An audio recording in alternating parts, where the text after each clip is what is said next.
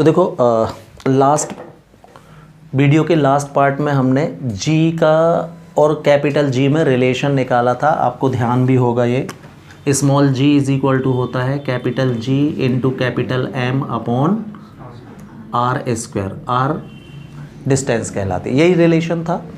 अब उस समय हमने ये भी देखा था कि जो स्मॉल जी है, कैपिटल जी तो यूनिवर्सली कांस्टेंट है, स्मॉल जी की वैल्यू प्लेसेस, डिफरेंट प्लेसेस पर बदलती रहती है। तो हम जी की वैल्यू में वेरिएशन देखेंगे, क्या फ़र्क पड़ जाता है अगर हम अर्थ सरफेस से हाइट पर जा रहे हैं, ऊपर जा रहे हैं। तो जैसे पहाड़ पे चढ़ना या प्लेन से ऊपर जाना, तो ग्रेविटी जी, ग्रेविटेशनल एक्सेलरेशन में क्या फ़र्क पड़ता है।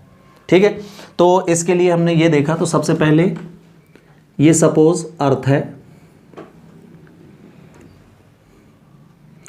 अर्थ का सेंटर है O और इसकी रेडियस है R, कैपिटल R, है ना, और अर्थ का मास हमने कैपिटल M ले लिया है।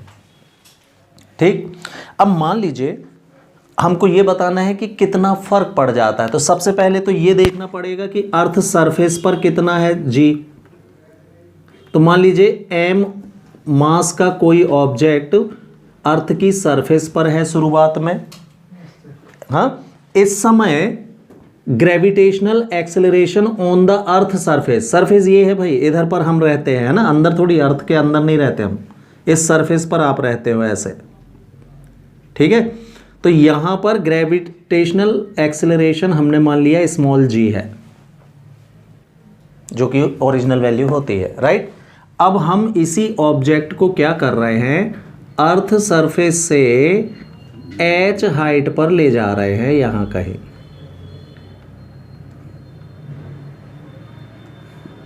सेम ऑब्जेक्ट है, डिस्प्लेस करके आप इसको h हाइट तक ले आए हो, यहां से, कहां से, सरफेस से।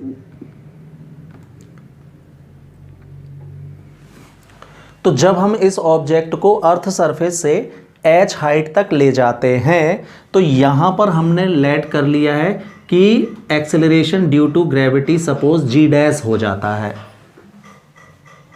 अर्थ सरफेस पर कितना था, जी था, कितना चेंज हो गया, तो हमने कहा चलो जी डैश हो गया। अभी हमको पता नहीं कितना बदल गया, निकालना है ये, तो आपको जी डैश की वैल्यू ही निकालनी है कि कितना हो जाएगा वहां पहुंचने पर। क्लियर है। तो क्या किया है यहां पर मैंने, यस, सबसे पहले तो लेट, है ना,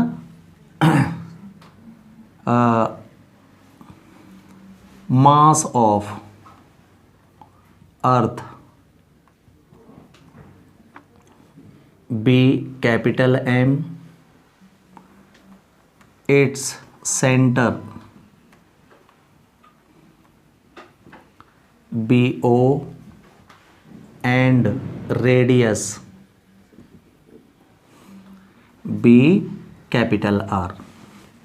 ये अर्थ के बारे में एक जानकारी दे दी। ठीक है, let on the surface of earth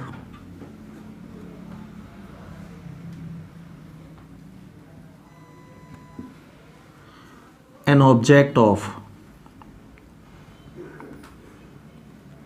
mass M, small m, is placed।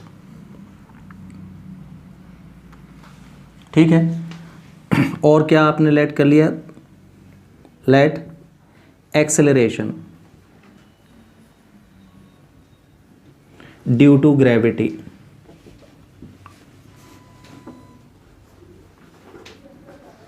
Eight earth surface BG। Earth surface पर एक्सेलरेशन ड्यू टू ग्रेविटी हमने कितनी ले ली है, G ले ली है। तो फॉर्मूला क्या हो जाएगा भाई, देन G की वैल्यू कितनी होगी, यस, देख के बताएं। ये है अर्थ का सेंटर, मास M, ये है ऑब्जेक्ट, यस, फॉर्मूला आपके पास सामने है, G into capital M by capital R square. ध्यान से, है ना, हमेशा डिस्टेंस सेंटर से नापी जाती है ना। तो अर्थ का होल मास जो है उसके सेंटर पर सेंटर्ड माना जाता है। तो इधर से इस ऑब्जेक्ट की डिस्टेंस कितनी है? रेडियस के बराबर। जितनी रेडियस होगी उतनी ना हमारी, हम अपन अर्थ पर खड़े हैं तो हमारी अर्थ के सेंटर से डिस्टेंस कितनी है? जितनी अर्थ की रेडियस, राइट ना। तो ये फॉर्मूला बनेगा यहाँ पर। क्लियर है? इक्वेशन नंबर 1 दे दिया हमने इसको। हमने लेट कर लिया, लेट है ना, at height h small h from the earth surface, from the surface of earth, the acceleration due to gravity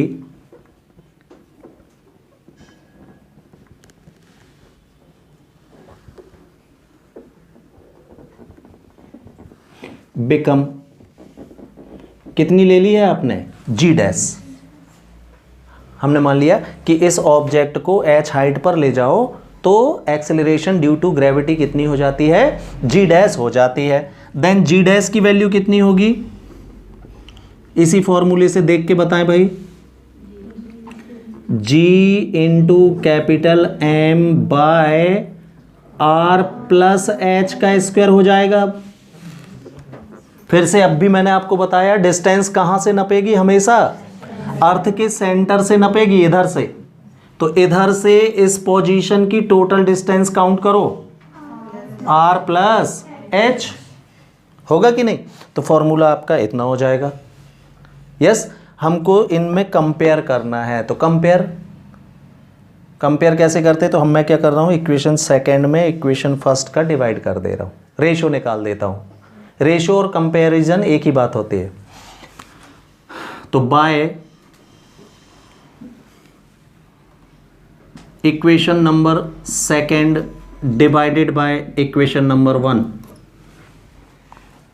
तो सेकेंड में 1 का डिवाइड करोगे तो आएगा जी डैश बाय जी, मिलेगा is equal to G dash की value G into M by R plus H का whole square divided by G into M by R square, ये मिलेगा।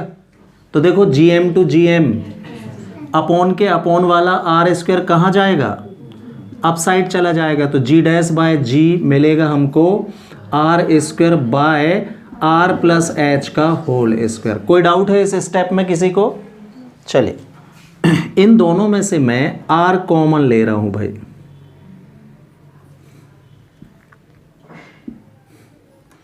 तो R कॉमन लूंगा तो स्क्वायर के कारण R स्क्वायर बाहर आएगा, ब्रैकेट में यहां 1 बचेगा, इसमें H बाय R हो जाएगा।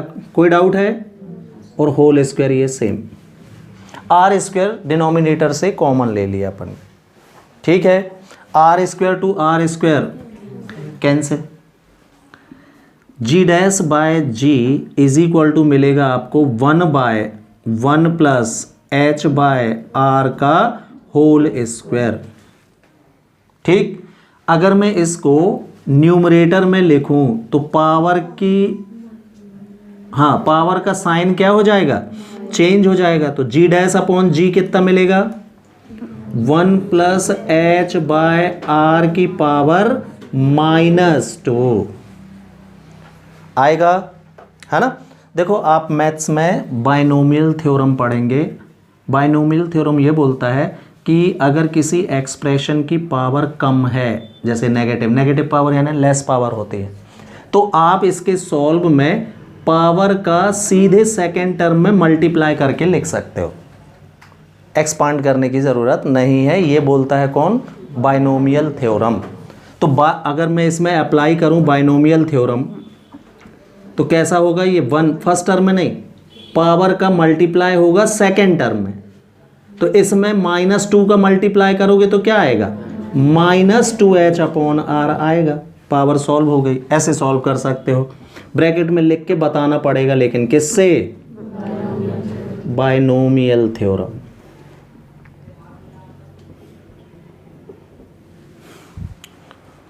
कोई डाउट है ना?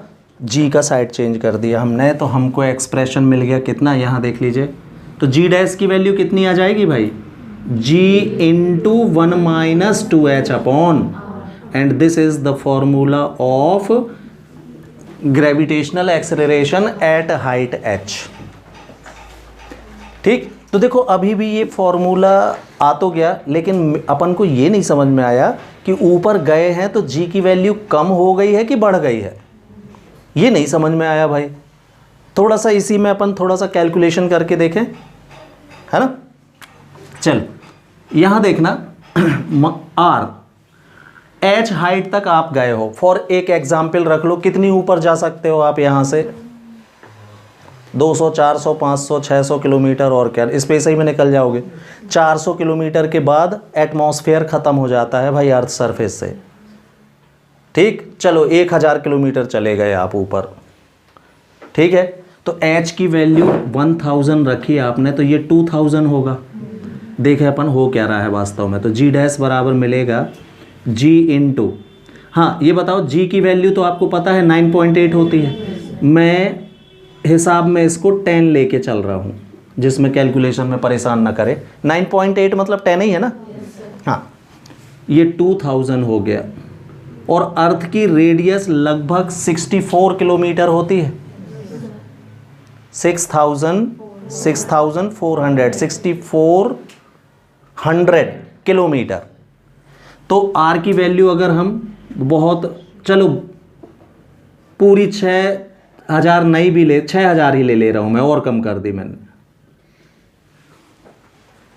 6400 होती है, और कम ले रहा हूं ताकि कैलकुलेशन में ज़्यादा दिक्कत ना आए। तो ये कितना आएगा देखना जरा, 4000 बाय 6000 मिलेगा कि नहीं, ये सब गए, कितना हुआ ये 40/6, कितना 6 जा 0.6 जा 7, क्या हुआ भाई, कितनी आ रही है, हाँ, और हुई कि ओरिजिनल वैल्यू क्या है, मिल रही है क्या, तो ये बताओ कम हो गई कि बढ़ गई जी।